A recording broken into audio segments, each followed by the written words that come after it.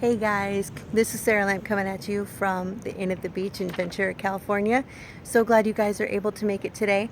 I am one of the tech judges that helps out with every competition, making sure that your girls are safe and ensuring that the NFHS rules are upheld. I just wanted to kind of talk to you guys today. I'm so glad you guys are able to help out with your schools. I'm excited to see what you guys are going to bring. I've been helping tech judge for the past 7 or 8 years now. I started out as a scribe and now a tech judge. Kind of exciting thing. So I just kind of wanted to come help out, send this video to you today to introduce myself so you guys see my face, get to know my name, because you'll see me around at competitions and stuff like that.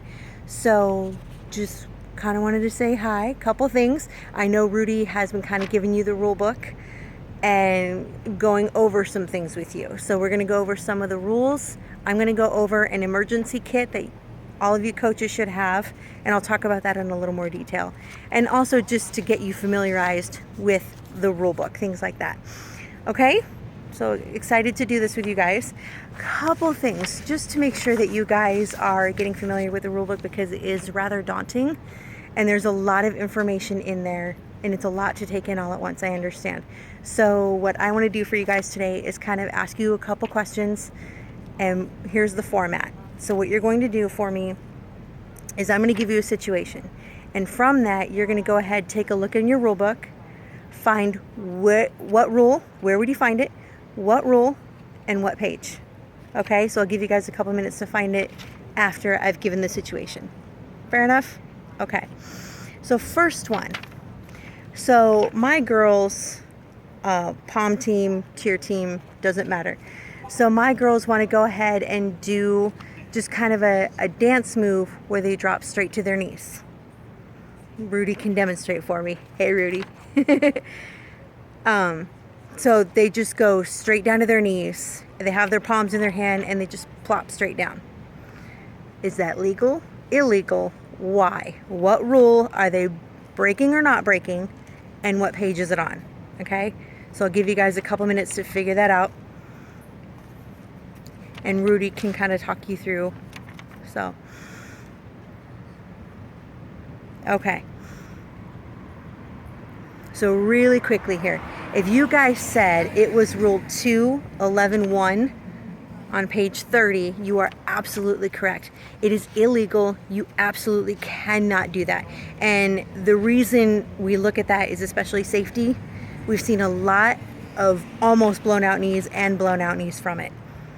It's not pretty. So if you guys want to be careful with that, make sure that they are catching themselves with their hands first, or even brushing the floor, making sure that they have some form of support before they hit that floor. Otherwise, A, it's a deduction. B, you're probably going to have some girls with blown out knees, and we don't want to see that. Our main goal here is their safety. So if you guys caught that, kudos. Second thing, my girls have a pyramid where they want, or a little stunt in the front, if you will, where they have a suspended split. Where would I go to find a definition of a suspended split? Where would I find that? Anybody?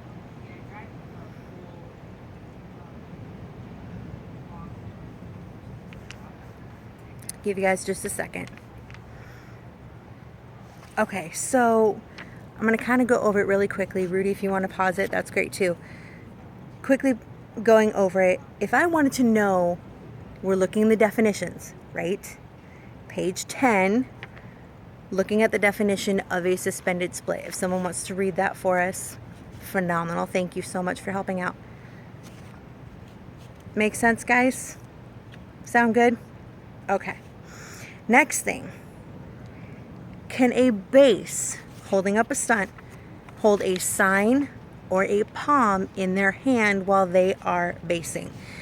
If they have to hand it up to the top person during the middle of a routine, is that legal or illegal? What rule are they breaking or not breaking? And what page is it on?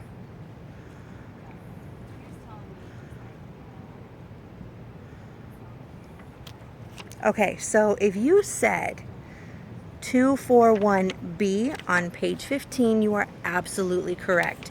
They are absolutely not allowed to hold a palm or a sign in their hand, even to pass it to the top person.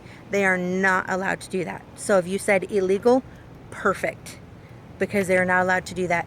If they're doing a cutesy little stunt where they have the top person's foot in this hand, but they're not holding anything in it, and then imagine I have my free hand over here. So if I have this hand, girls, you're holding a girl's foot over here, but your hand is over here. You can have the palm out here, but you cannot, if you're holding her foot, you absolutely can not be holding a sign or a palm to go ahead and give that to the top person. Make sense, guys? Okay. Last one. And this is for palmies. Okay. So if my palm team has a floor cover to put down in order to perform their routine, can they go barefoot? Can they go barefoot? Legal, illegal, what page, and what rule are they breaking or not breaking? Give you just a second here. Rudy, if you want to go ahead and pause it. If you said 315 on page 32, sorry, I have my cheat sheet, I'm just double checking everything. Again, if you said 315 on page 32, you are absolutely correct. The exception is that you can go ahead and have a floor cover in order for the girls to perform barefoot. Otherwise, they are not allowed, and they have to have proper footwear in order to perform. That makes sense, guys? If you have any questions, feel free to go ahead, ask Rudy.